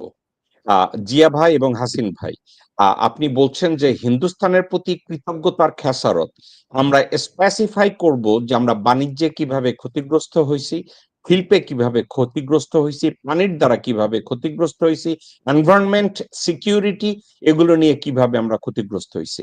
আগামী শুক্রবার দিন বাংলাদেশ সময় এই সময় আমরা এই বিষয়টি নিয়ে আলাপ আলোচনা করব। জিয়া ভাই, আমাদের অবস্থাটা কোথায় দাঁড়ায়? আমরা কম্বলের পশম বেচতে বসি। আমরা পশমটাও বাঁচতে চাই, আবার কম্বলটাকেও রক্ষা করতে চাই। আমাদের সমস্যাটা ওখানে। আমরা আসলে কোনটা আমাদের রাইখা আমাদের কিন্তু এই ভয়টা কিন্তু আর করলে চলবে না যে কম্বল বাঁচতে গিয়ে পশম বাঁচতে গিয়ে যদি কম্বল চলে যায় চলে যাক, will buy a new blanket, but new one পশম বাঁচতেই হবে। এই পশম, পশম রেখে কাজ হবে না। We need new blanket Zia ভাই। We don't absolutely need old one, no. We need new blanket Zia ভাই। এবার এবং আমি এটার জন্য কনক্লুড, কিন্তু আমি আরেকটা কথা বলি আমি আপনাকে, সেই কথাটা বলে আসলে আমি এই কথাটা বলতে চাই, সেটা হচ্ছে এর জন্য কিন্তু আমাদের যে আমি গতবারে বলেছিলাম যে তরুণ জেনারেশনকে আমাদের রাষ্ট্রনায়কোচিত বিহেভিয়ার বা তাদের কি কি কোন কোন চিন্তা ভাবনা তাদের মাথায় ঢুকাইতে হবে একটা রাষ্ট্রকে নেতৃত্ব দেওয়ার জন্য। আমাদের আসলে হয়েছে কি, আমরা যখন এরকম একটা পরিস্থিতির দাঁড়াই তখন কিন্তু আমরা সত্যিকার অর্থে এই যে বিপ্লবে যে তরুণরা যে তারা যে ভ্যানগার্ড ছিল, এই ভ্যানগার্ডের কিন্তু মাথায় রাষ্ট্র পরিচালনা করার মতো কোনো জ্ঞান বুদ্ধি তাদের ছিল না। যদি থাকতো কিন্তু জিয়া তাহলে ভাই, কিন্তু তারা এই সমস্ত জিয়া ভাই, আপনার ডাইপার অ্যাডভাইজারদেরকে তারা নিত না। জিয়া ভাই, আপনার এই কথাটার সাথে একদিকে একমত আর একদিকে দ্বিমত পোষণ করে আপনাকে বলি, ভাই ওরা যদি আইনস্টাইনও হয়, ওদের তো বাংলাদেশের নীতি নির্ধারক হওয়ার কোনো সম্ভাবনা নাই। ওরা তো প্রধানমন্ত্রী হবে না, ওরা তো প্রেসিডেন্ট হবে না, কারণ ওদের কারো বাবার নাম জিয়াউর রহমান না, কারো বাবার নাম মুজিব শেখ না। আপনি কি যে বলেন, ওদেরকে আইনস্টাইন তৈরি করতে পারবেন, কিন্তু আইনস্টাইন কোনো কিছু ইনভেন্ট করতে পারবে না, কারণ ইনভেন্ট তাদেরকে করতে দেওয়া হবে না। আমি আপনাকে ঠান্ডা মাথায় বলি, হাদি রাজনীতি করে নাই, কিন্তু হাদি তারেক রহমানের চেয়ে বড় নেতা। ঠিক আছে, এই কথা জি। আপনারা অস্বীকার করেন না রে ভাই। না, না, অস্বীকার করবো না। আমি মানি এটা। ওকে, আমি মানি। ঠিক আছে ভাই। এবার আমি কনক্লুড করি, আপনারা আমার সাথে থাকেন, এরপরে আমরা এরপরে প্রাইভেটলি 2 মিনিট কথা বলতে চাই আপনাদের সাথে। দর্শক শ্রোতা, এই ছিল আমাদের show. General Zia, colonel Hasin দুইজনই অত্যন্ত জ্ঞানী, প্র্যাগমেটিক মানুষ, শিক্ষিত মানুষ এবং দেশপ্রেমিক, এতে আমার মনের মধ্যে কোনো সন্দেহ কাজ করে না। কিন্তু সমস্যাটা ওই একটা জায়গায় গিয়ে দাঁড়ায়, সেটা হচ্ছে কি জানেন, যারা পলিসি তৈরি করে তারা যদি জিয়াউল হাসানের মতো হইতো, ব্রিগেডিয়ার হাসিনের মতো হইতো, তাহলে তো এই বিতর্কগুলো আমাদের করতে হয় না। বিতর্কগুলো কেন করতে হয়? যে কোনো একটা সমাজ বা রাষ্ট্র ব্যবস্থাকে পরিচালনা করতে গেলে, specially those who are public official, they have to come to the same page. আমরা তারেক রহমান আজকে দেখা গেল সে প্রণয় ভার্মা, প্রণয় ভার্মা, আমির খসরু, আর সালাউদ্দিন, আর হুমায়ুন কবির, তাদেরকে নিয়ে ইফতারি করতে বসছে। এখন অনেকে তারেক রহমানের ফ্যান, 60 বছর বয়সে ওনারে অনেকে যুবক হিসাবে দেখে, কিন্তু আপনাদেরকে আমি এটা ওনাকে ডিমোনাইজ করার জন্য বলি না, ওনার বয়স কিন্তু 60-এর উপরে। এবং আর একটা কথা, ওনার ওই যে জেনারেল মাসুদ, হইল মইনের সাইডকিক ছিল। সাইডকিকের বাংলা কি? সামসা থাকে। সামসা তো আর পরে হয় না, মাসুদই পরে পাওয়ারফুল বেশি হয়েছিল মইনের চাইতে। মাসুদ আর মইন, এই গংরা আপনাকে তারেক ভাইয়ারে চাইয়া আসার আড্ডি ভাঙ্গে নাই, শুধু যন্ত্রখানেরও ছোট করে দিছে। এখন আপনারা আমারে কইতে পারেন তারেক রহমানের যন্ত্র ছোট করলে ডালিয়া লাকুরিয়ার নিয়ে তারেক রহমান কি করছে? ভাই একটু নাড়াচাড়া করে দেখছে। আমি এই জঘন্য কথাগুলো রোজার মাসে কেন বলি জানেন? তুমি সরকার প্রধান হইতে চাইছো, তুমি প্রধানমন্ত্রী হইছো, তুমি যদি এই কথাও বইলা থাকো যে আমি সবকিছু অনুধাবন করি, আমার ধীরে ধীরে আগাতে হবে, তো সেক্ষেত্রে কি তুমি মন্ত্রণালয় দিবা সালাউদ্দিন রে, তুমি 2টা মন্ত্রণালয় দিবা আমির খসরু রে, 3টা মন্ত্রণালয় দিবা শেখ রবিউল রে, আর তুমি কইবা তুমি জিয়ার পুত্র, বেগম জিয়ার পুত্র? না রে ভাই, আমি দয়া দেখাইতে পারি, আমি কারো প্রতি সমবেদনা দেখাইতে পারি, কিন্তু আমি এতটা নাইব না যে তুমি তোমার পাশা বিক্রি করে দিয়ে তারপরে বাংলাদেশে আসছো বাংলাদেশের আইনে যতটা মারা বাকি ছিল ওইটা মারার জন্য। দর্শক শ্রোতা, আপনাদেরকে আমি কিভাবে বুঝাইতে যাই, আমরা এখনো ধরে বসে আছি 1971 সালে ভারত আমাদেরকে সাহায্য করছে। মূলত এই কথাটা যারা বলে সে একটা অপরাধ করে। পাপেরও শ্রেণীবিন্যাস আছে, পাপের শ্রেণীবিন্যাস আছে, কয় না কবিরা গুনাহ। ভারত ভারত বাংলাদেশের মুক্তিযুদ্ধে ভারতের অবদান আছে, এই কথাটা যারা বলে এটা কবিরা গুনাহ।